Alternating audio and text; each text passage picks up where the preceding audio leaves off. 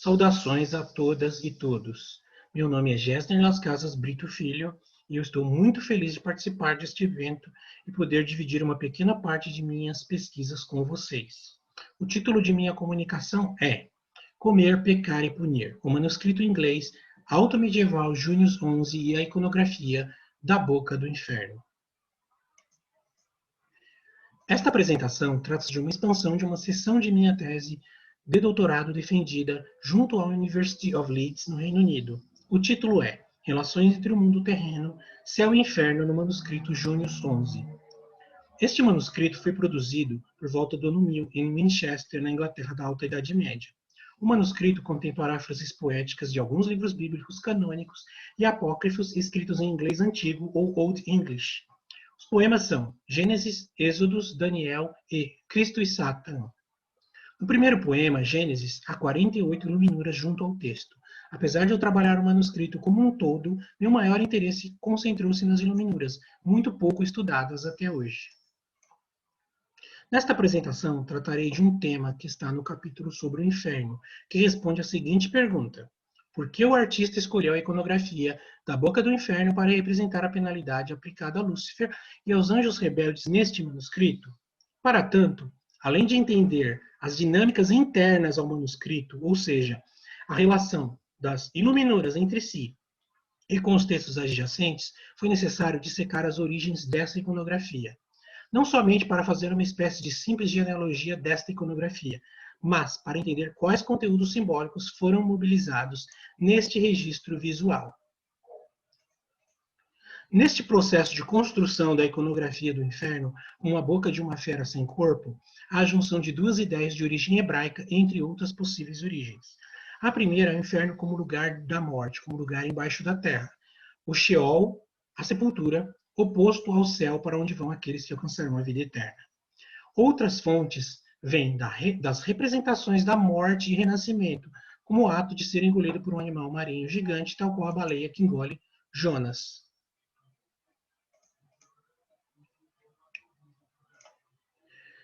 Da antiguidade clássica não cristã greco-romana, temos a noção do ínferos, ou Hades, como esse local ctônico e subterrâneo, onde as almas de todos vão após a morte. A descida aos ínferos se faz presente nas obras de Homero e Virgílio.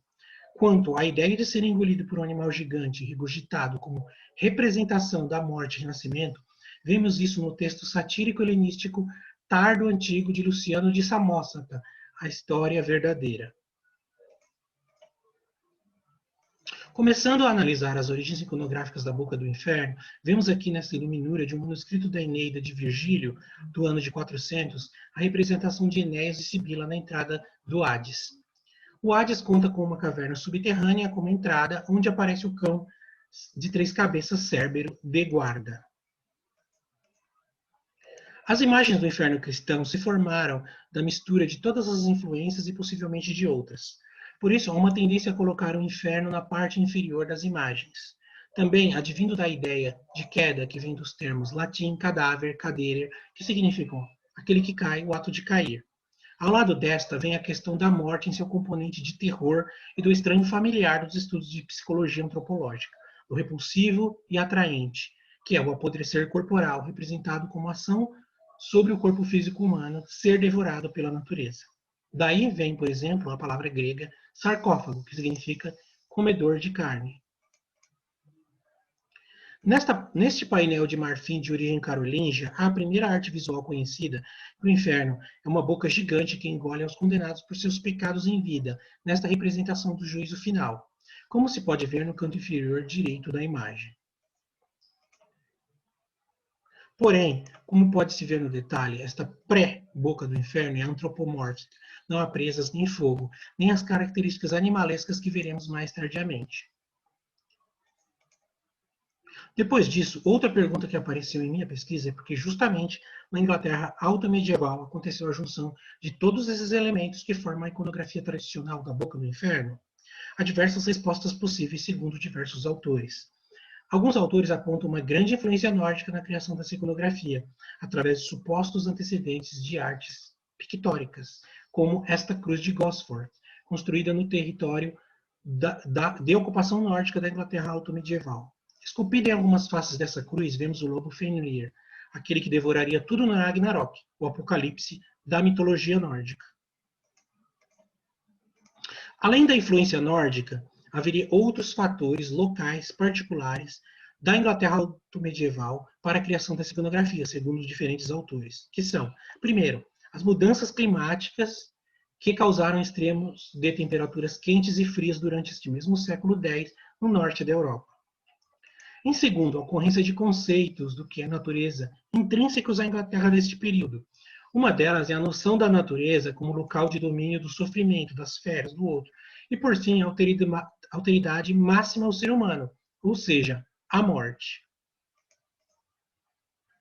Outra raiz de criação dessa iconografia da boca do inferno como uma fera estaria no banquete ritual, presente em Beowulf, por exemplo. Originalmente pré-cristão, pensando de forma antropológica. Alguns autores são mais freudianos ao defender esse banquete como apaziguador do trauma do canibalismo ancestral. Já outros, mais recentes, veem os banquetes rituais como consequência do trauma do consumo de carne. De qualquer forma, ambas as correntes defendem a conexão do banquete, do ato de comer ritual, com o trauma da morte. Outro ponto é a morte pensada como o momento em que, invertendo-se a criação de Adão do barro, da terra, acontece o retorno desse corpo humano à terra que o devora no fim da vida. Outro elemento seria uma penalidade especial para os piores criminosos na Inglaterra pré-normanda, que se estendia além da pena de morte. Esta punição era a proibição de funeral ao criminoso. O corpo era deixado apodrecendo, acima do solo, à vista de todos como punição além da vida.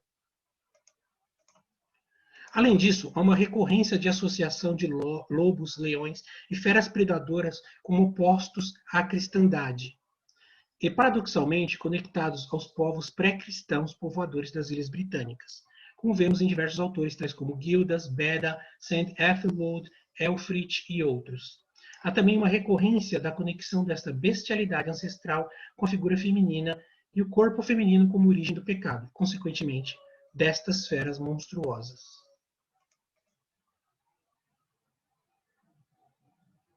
Como exemplo visual disso, temos a Frank's Casket. Encontramos nesse painel esquerdo a representação visual da loba que teria nutrido Rômulo e Remo, fundadores de Roma. A escrita em runas inglesas ao redor da imagem diz: Rômulo e Remo, dois irmãos, uma loba, She-Wolf, nutriu-os em Roma, longe de sua terra natal. She-Wolf é uma das formas que a mãe de Grendel é chamada no poema Beowulf. Um dos sentidos da palavra lupa, em latim, é prostituta.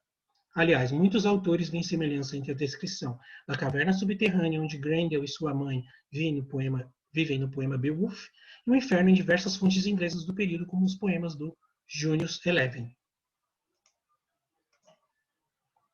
Muito próximo temporalmente, temos uma de outras fontes apontadas como origem desta iconografia, que é o Saltério de Utrecht. Aqui vemos essa iluminura em que os danados estão sendo torturados em um buraco na terra. Assim, como naquele painel de marfim carolejo anterior, uma cabeça humana gigante devorando aos torturados. Como sabemos que a iconografia do Saltério de Utrecht influenciou a Inglaterra? Sabemos disso porque há diversas cópias desse saltério feitas em solo britânico. A mais antiga que sobreviveu é o saltério Harley 603, produzido em Canterbury, na primeira metade do século XI, onde vemos aos danados sendo empurrados para a entrada do inferno na forma de um buraco no solo. Porém, a imagem que se conecta muito mais à boca do inferno com a boca de uma fera é esta. Ainda que a boca da fera não esteja devorando aos danados, ela é somente parte da ornamentação desta torre infernal. Esse trajeto todo foi feito para chegarmos efetivamente à primeira conhecida boca do inferno como um animal gigante sem corpo que devora os condenados no inferno. E aqui em Június 11, o maior condenado de todos é o próprio Lúcifer. Segundo o poema Gênesis, ele e seus anjos fizeram rebelião contra Deus. Seu intento era criar um reino para si próprio na parte norte do reino dos céus. Porém, Lúcifer foi derrotado na guerra contra os exércitos celestiais e condenado, como Satã, a este lugar de tormentos infinitos, juntamente com seu exército de anjos rebeldes. Ele foi acorrentado por correntes metálicas e condenado a ficar neste lugar imensurável, sem luz, cheio de feras e frio por toda a eternidade. Porém, o poema Gênesis de Júnior 11 não menciona nenhuma boca do inferno tal qual se vê na Iluminura. Fala apenas de dragões flamejantes guardando as portas do inferno. Aqui, a página 16 do mesmo manuscrito, vemos outra variante da boca do inferno e a queda dos anjos rebeldes. Porém, o agora chamado Satanás não está dentro da boca, e o inferno parece uma cidade murada e caótica, como se vê na imagem, e cheia de fogo. Porém, poucas décadas depois, temos outra representação da queda dos anjos rebeldes, em que o inferno é como um buraco na terra. A boca do inferno toma corpo com a forma de uma serpente. Ainda assim, com algumas variações, o modelo de Júnior 11 é o modelo da iconografia vencedora.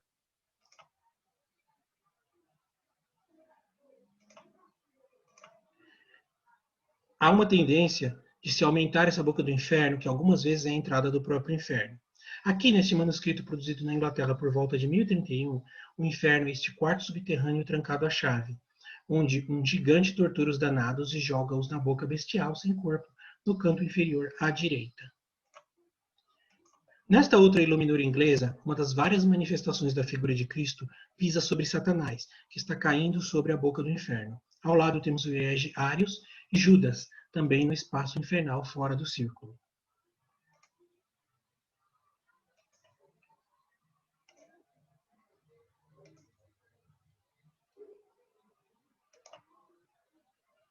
E voltando ao continente, temos uma das bocas do inferno mais citadas e conhecidas, do século XI, em Conques, na França, no caminho das peregrinações a Santiago de Compostela, na parte exterior da abadia de Saint-Foy. Conforme o tempo avança, há um espalhamento dessa iconografia por toda a Europa cristã, não só ocidental, mas inclusive na Europa oriental. A boca do inferno será usada no teatro inglês tardo medieval como cenário de representações do inferno também. Aqui, essa imensa boca do inferno, quase que cubista, em que se vê os dois lados da cabeça e da boca da besta, também produzido na Inglaterra. Aqui, a mesma iconografia em outro suporte, um exemplo da boca do inferno em um vitral na França do século XI.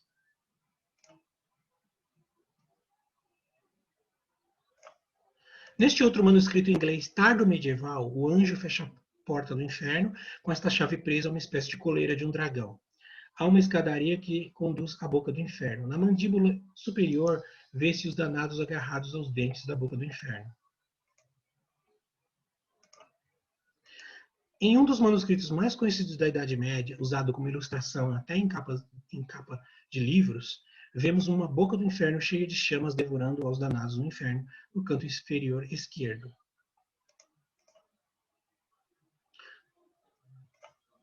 A variação dessa iconografia toma outra forma nessa visão frontal da cabeça da besta gigante da boca do inferno.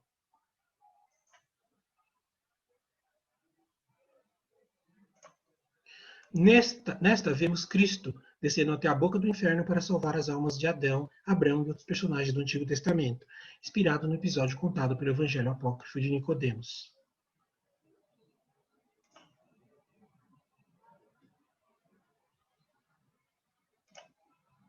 Aqui nesse painel de Hans Memling, de 1485, em uma representação da vaidade, Satã ganha características femininas e podemos ver a imensa boca do inferno flamejante, torturando as almas dos condenados na parte inferior.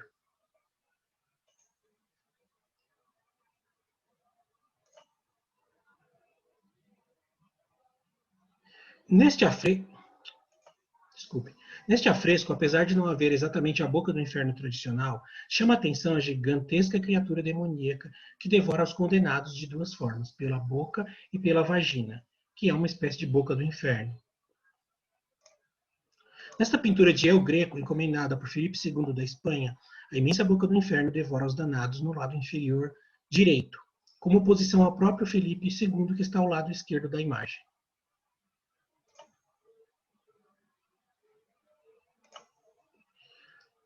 Nesta gravura italiana de 1799, Napoleão conduz seus soldados para a boca do inferno.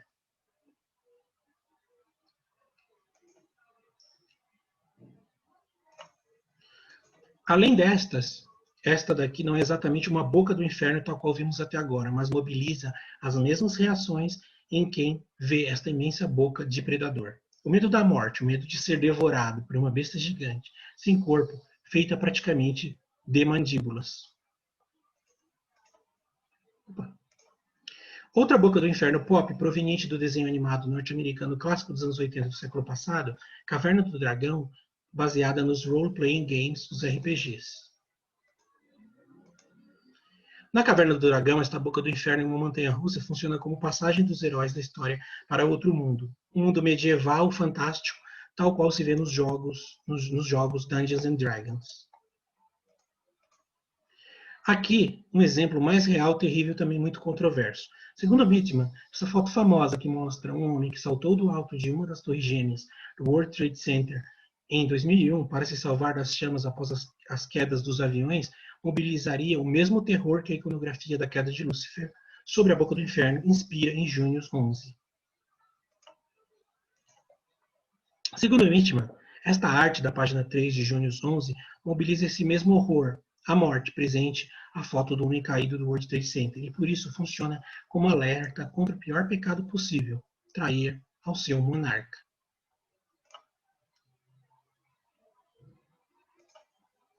Então, esta imagem representa o horror da morte física, do corpo se decompondo, sendo devorado pela terra sem a possibilidade de redenção e vida eterna. A morte como extremo outro, como extrema alteridade ao humano.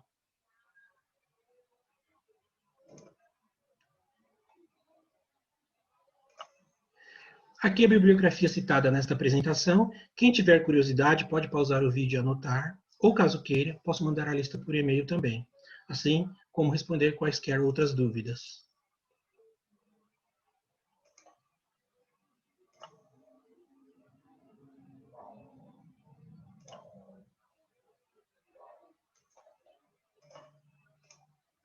Muito obrigado.